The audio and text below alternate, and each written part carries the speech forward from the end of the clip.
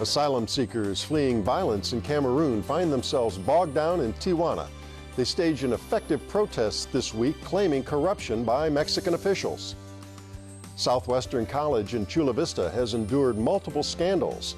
Now the new college president is tackling racial tension among both staff and students.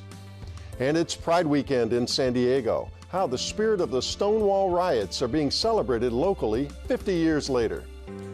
I'm Mark Sauer. The KPBS Roundtable starts now.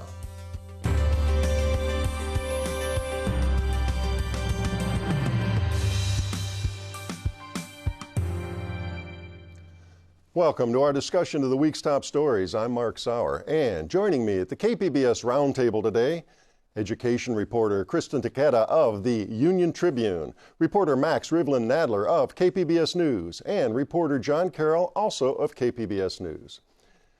Well, nearly all attention regarding our current border crisis is focused on asylum seekers from Central America. But those fleeing violence and persecution from a very different part of the world made news in a clash with Mexican authorities in Tijuana this week. And Max, let's start with who these asylum seekers from Central America are. Many of them overwhelmingly are from Equatorial Africa. They are from Cameroon, which has recently, over the past 2 years, experienced significant political turmoil. In addition, you have some people from Eritrea as well. But the vast majority, like I said, are Cameroonians who belong to the English-speaking minority in that country. They've come a very, very long way. Usually the journey takes around 4 months. They fly into countries in South America that don't require a visa, like Ecuador, and then they travel on land from there all the way up to our southern border, where they're now enduring months-long waits to enter the United States and try to apply for asylum. So, I mean, journey literally halfway around the world here. And let's back up a minute here and explain why these Cameroonians, why they fled their country, why they're headed to the U.S., and we should note they are seeking asylum, which of course is legal at our border, and we talked about that quite a bit on this show. Yeah, so the history of Cameroon is fairly fascinating, especially post-colonial, where 80% of the country is represented by the French-speaking majority and 20% is the English-speaking minority. Starting around 2 years ago, the English-speaking minority began being kind of edged out of civil society. This led to protests by that English-speaking minority, which then led to a crackdown by the government, violent crackdowns by the government, and there's been violence going both directions. But almost all of the Cameroonians who arrive in Tijuana are of that English-speaking minority, which presents actually a huge challenge for them, seeing as though they don't speak Spanish like the other asylum seekers that are arriving on that border. Right, so a real problem once they finally get to Tijuana, even though the journey was so arduous. Now, lots of deaths there in Cameroon. I mean, it's a very violent situation, right? Yeah, lots of deaths. Not only individuals I had spoke to had said things like that the military had gone around and killed entire villages, really desperate, dismal images that they shared with me. So they're not leaving Cameroon for lack of employment or things of that nature. A lot of these people have law degrees, they were nurses, these were high-ranking members of civil society and professional society there. Higher educated people. Higher educated people with advanced degrees who are making a very risky trip that not everyone survived. Literally fleeing for their lives. Yeah. Fleeing for their lives, yeah, absolutely. And the UN estimates, according to a report I read, almost 500,000 people displaced just since 2017 in that country. Yeah, that tracks, especially because, at least several thousand Cameroonians have shown up along our southern border. Of course, we're not the only destination for people from Equatorial Africa who are fleeing political strife. A lot head towards Europe, across the Mediterranean. A lot of people stay in South America, not too many, because it's not as, in terms of asylum laws, not as welcoming as the U.S., especially because a lot of the individuals coming to our southern border from a place like Cameroon do fit within our classical definition of asylum, which is political persecution. And to play devil's advocate a bit here in our raucous immigration debate overall, why wouldn't these folks stay in South America or other countries that they come into as first countries instead of making the trek all the way up to this border? The United States is a very welcoming place for refugees in comparison to a lot of these other countries. These are people from Africa, places like Ecuador, Brazil, Mexico especially have some really bad track records in regards to African immigrants. Of course, the United States is, not great on all of these issues, but we do have a country where someone who is a refugee can become a member of Congress, which is kind of unthinkable in some of these other countries. It's clear why they would want to come to the U.S. Actually, though, in speaking with a lot of people, they've soured a little bit on their perception of what the U.S. is, especially when they understand what's been going on the border. In fact, one person told me, is there a way I could just keep going into Canada? So, definitely seeing the U.S. as their best option, but not their only one. All right, let's get back specifically to this clash in Tijuana this week that you reported on. What's behind the Cameroonians' claims of corruption, and what do they do to protest? Mm-hmm. So right now, the way that you enter the United States through the port of entry is you put your name on this list. This is an unofficial list kept by migrants, handed from one migrant to another, all overseen and kind of blessed by Mexican immigration and tacitly the U.S. immigration authorities as well. You get on the list. Your wait time right now is between 7 to 9 months, and over the past few weeks, the numbers of people being called to enter the United States have been dwindling rapidly. So a lot of people are being stuck in Tijuana for months. And on top of that, what they're seeing is that no numbers are being called and no names are being called, but vans of asylum seekers are being taken from Mexico into the United States. This has led to questions by the Cameroonians. Who are these people? Why are they being brought in? And claims that Mexican immigration officials are being bribed. And that's how people are able to, in essence, skip the list and earn their place in the U.S. asylum process. So it's just basically, this isn't fair. We've waited. We've done our term. We're down here struggling to hang on and survive, and people are jumping the line, basically. Yeah, that's their claim, and NGOs working in the area have confirmed that these types of instances are not rare. This is happening. We know that bribery happens along the southern border from immigration officials on both sides of the border, right? This is something that is endemic to a desperate situation where people are willing to spend a lot of money to kind of secure their lives. All right, we have a clip here, a gentleman involved in negotiations in Tijuana talking about dealing with Mexican immigration officials. Let's hear that. We don't want to start with threats to say, if you don't do this, we do this, you don't do this, we do this. That one is not good. At least for diplomacy's sake, we agree to certain terms, which from tomorrow we will start executing. So how did they try to resolve this confrontation down there in Tijuana?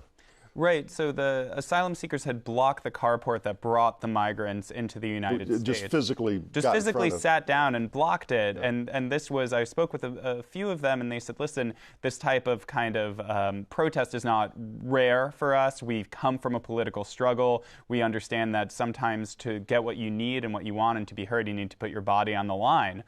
This presented a huge issue for Mexican immigration officials, where it took them around 2 hours to figure out what they were going to do to deal with the African migrants. And kind of in this flustered state, one Mexican official pointed at 8 individuals, took them into the port of entry, and after an hour they emerged, announcing that they had negotiated a kind of end to the protest that would include the migrants being able to verify that the numbers being called every day matched up with whose turn it was on the list. So adding this verification to it and giving people peace of mind. This didn't satisfy everybody at the protest. It was a compromise. Yeah. It was a compromise, and a lot of people said, how do we trust them? This is just them. How do you enforce it? Exactly. Yeah. We have our position. We're blocking this. Why would we give this up right now?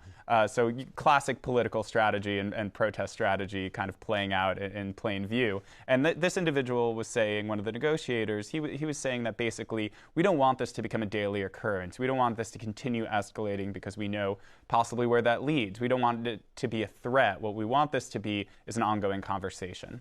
I guess if it got bad enough, Mexican officials could deport these folks here and get them out of Tijuana entirely. In a heartbeat. They have no status in Mexico. They were given 20-day tourist visas when they entered the United States, when they entered Mexico in Chapachula, and those have expired. And that's another point that they were arguing, was that, basically they've set up an impossible situation where they're not able to work or access health care or, really find stable housing because by essence of how long they've had to wait and how their visas have already expired. They're there without authorization. So really tough living conditions for them there in Tijuana.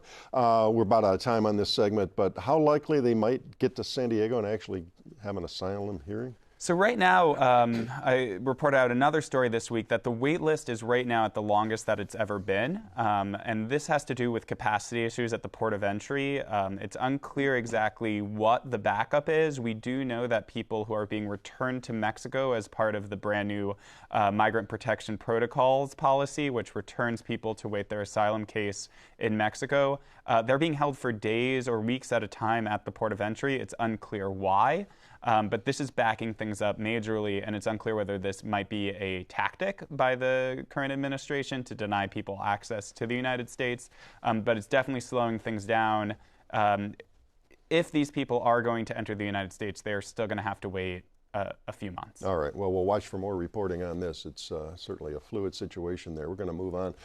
Well, racial tension has simmered for decades at troubled Southwestern Community College, but it's not a white versus Hispanic or white versus black situation at the South Bay campus, which has had a string of scandals in recent years. The racial problems involve clashes between Hispanic and black employees and Hispanic and black students. And Kristen, start with the ethnic makeup on this campus where whites and African Americans are distinct minorities. Yeah, so essentially most of the students at Southwestern College are Hispanic, and it is a Hispanic serving institution, which is something that the college is pretty proud about. And then in terms of African American students, I think it measures about 5% of the student body, so that roughly matches what the racial demographics are for the larger region around there. And then for whites, I believe it's about 12% of students. And so it's kind of an interesting setup that you don't see very commonly at higher education institutions, because usually there's usually a white majority, but in this case it's a Hispanic majority, and then there's continues to be a black minority. And so I think because they just because of the numbers in terms of one outweighing the other, I think that's led to some tensions among some people who feel like that they're just not getting access to resources that the majority is getting, and so that's partly what's contributed to this tension. And a lot of the tensions actually involve the 1,300 employees at Southwestern College, right? Yeah, I think most of the tensions we've seen have been coming from employees, and so started on that side, yeah. Yeah, so basically what's been happening is there's been a lot of claims that the college has been having to deal with. What are some of the specifics there? Yeah, so I think a lot of the claims were kind of documented in some form in a report that was done by USC researchers about a year ago, and in which they interviewed a number of employees, not a majority of the employees, but I think it was around 10% of their employees. So a decent sample.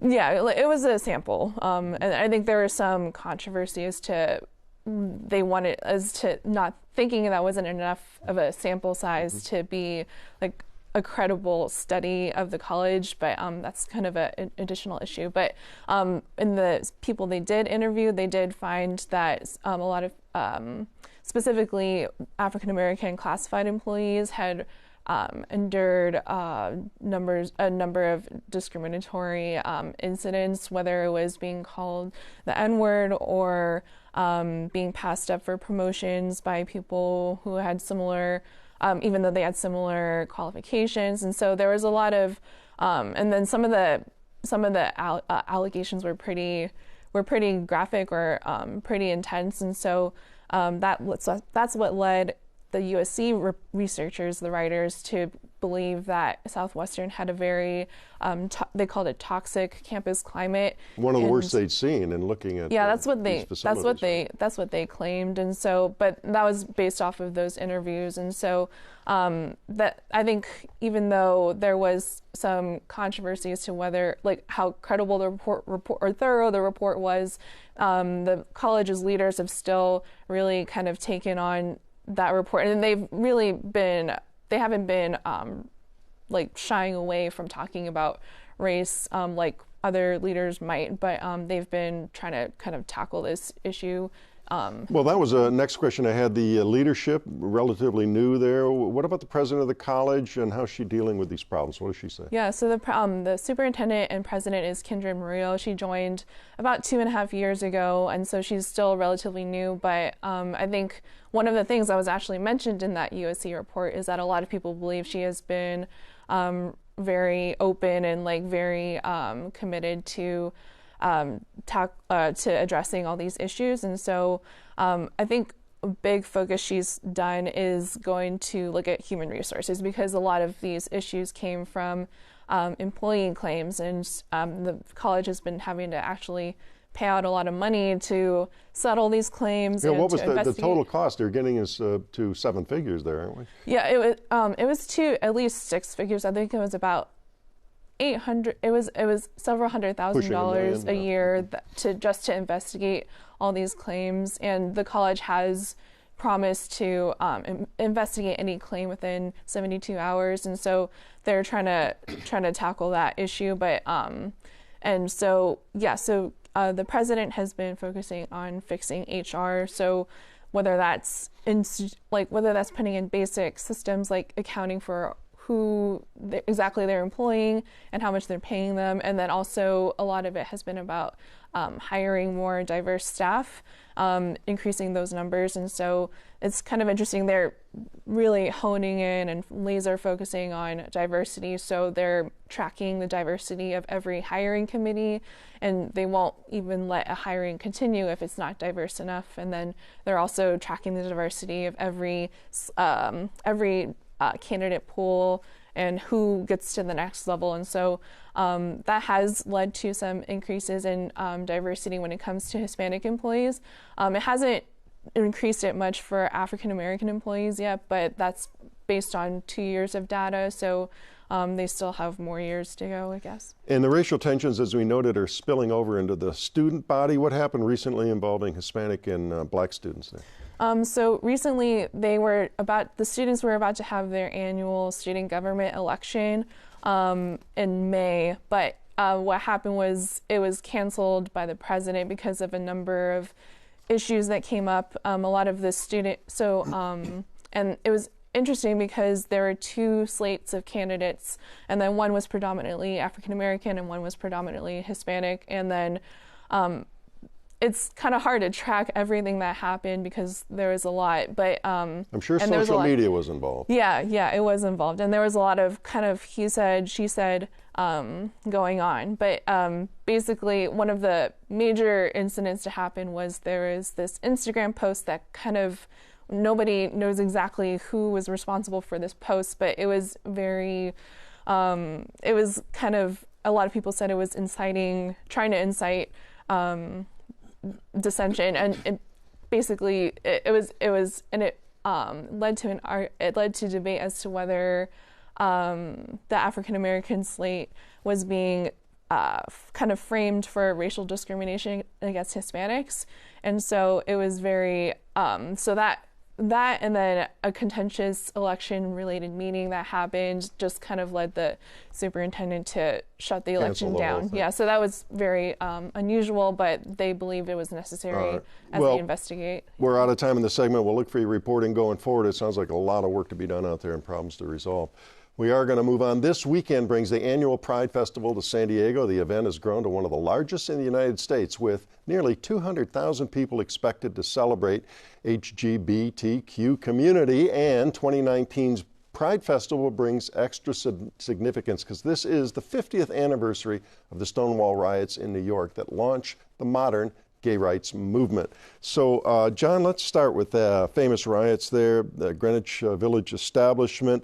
Give us kind of the overview, the who, what, when, why of this famous episode. So we're talking about the Stonewall Inn, which was a gay bar, although it wasn't called that back in 1969. Call them back then, yeah. They called them men's bars. And what happened was that it was on the evening of June 28th, as I said, 1969.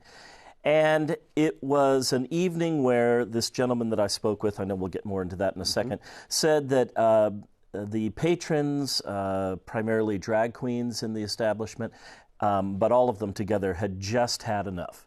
And the police came in that night, and according to this man, were particularly brutal to the patrons, and who knows who threw the first punch or the first glass or whatever, but whoever did, they were off to the races at that point. And that was not uncommon at that time in New York and other cities across the country where police would simply raid a facility like this simply because there's gay people inside. Not uncommon at all. He told me about another time when he was out at another club, and the police, they thought they were the police first, and then they later realized they were actually feds, came into this club and made everyone get up against the wall and proceeded to smash every mirror and every bottle of liquor in the bar with hammers, and then left. Well, let's get into the specifics. We're talking about San Diegan Joe Narvid. Was there at the time of the Stonewall riots, the night of it. Set the scene for us, and what did he see when he got to the scene? He was a young social worker in Manhattan at the time, and involved in the community. I don't know if he'd call himself an activist, but he was probably a nascent activist. And his phone rang at about 4 in the morning with some friends who said, look, there's been trouble down in the village, Greenwich Village, and get on down here when you can because we need people to show up. So all the help we can get, yeah. Right.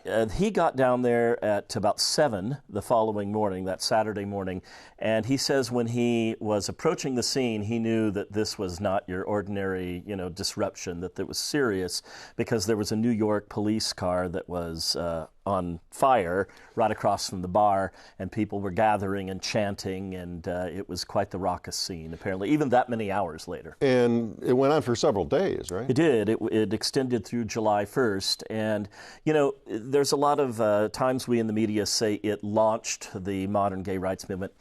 That's not really true. It supercharged the nascent gay rights movement, but that had really started years before with the Mattachine Society in Los Angeles and another group in Chicago whose name escapes me at the moment. But it was sort of simmering for a while, the movement. And how does he describe life for gay men back then, 50 years ago in New York and other cities? Not great if you wanted to hang out with your Get out and socialize. Gay folks. He actually was a bit more pointed about it than that. He said we were, in fact, criminals, and we could be arrested at any given time just for being gay. Just for being who you are. Yeah. Exactly. Now, what, in his opinion, was the aftermath of Stonewall? What changed? How fast did it change? So it did sort of spark organizing. People began to really get serious about coming together, form groups that would try to move it was just called gay rights back then, movement forward. And so that happened. There were a lot of groups that formed, and in fact, the next year, on the anniversary in 1970, they had a huge parade. And when we talk about parades back then, it's not like the parades we think of today, like we're going to see Saturday in Hillcrest. It was much more of a serious, movement-oriented kind of thing, where they were out there to change society, to get equal rights, instead of just celebrate being who they were. That would happen later. Yeah, to get out of shadows, to avoid being in places where police were coming and raiding simply to raid them. Indeed, yeah. So what's life like now for Joe Narvid here in San Diego? Well, he's still working. Not a young man anymore. It's been 50 years. Right? None of us is young anymore. Been around that's for sure. He's 77, and he is still doing the same kind of work. He is a clinician at the San Diego Naval Medical Center, the hospital in Balboa Park. And he works with sailors, Marines, soldiers, and he talked to me about how upsetting it is what has happened recently with transgendered members of the military, how they're being just summarily kicked out due to the rule from the Trump administration, and how he deals with them, helping them, and it's really it's a difficult situation, to put it mildly. All right, we got a little over a minute to go. I wanted to turn to Pride Weekend. It's upon us here in San Diego, as we said at the outset. What's the general event going to look like this year? Well, it'll be the biggest parade in San Diego of the year, as it has been for a long time. And let me just go over a couple of quick things. Now, by the time we air on television, this will have already happened. But for our radio audience, there is a Spirit of Stonewall rally, which starts at 6 tonight at the Hillcrest Pride flag at Normal and University. Tomorrow morning, if you want to be an early bird, there's a Pride 5K run at 8 a.m. The parade, which is called Stonewall 50 Legacy of Liberation, great with the titles, starts at 10 a.m. at the Pride flag, and it proceeds west on University, left on 6th, and that ends at Quince. The festival in Balboa Park is open from 11 a.m. to 10 on Saturday and 11 a.m. to 9 on Sunday, and you're advised to ride share or take a scooter and park it in the corral. Because it's going to be darn crowded. It'll be just insane. All right, and we're out of town at time, and it's exhausting us just running through the events there, but a lot of going on this weekend, of Pride Weekend. Well, that does wrap up another week of stories at the KPBS Roundtable. I'd like to thank my guests, Kristen Takeda of the Union Tribune, Max Rivlin-Nadler of KPBS News, and John Carroll, also of KPBS News. And a reminder, all the stories we discussed today available on our website, kpbs.org. I'm Mark Sauer. Thanks for joining us today, and join us again next Friday on the Roundtable.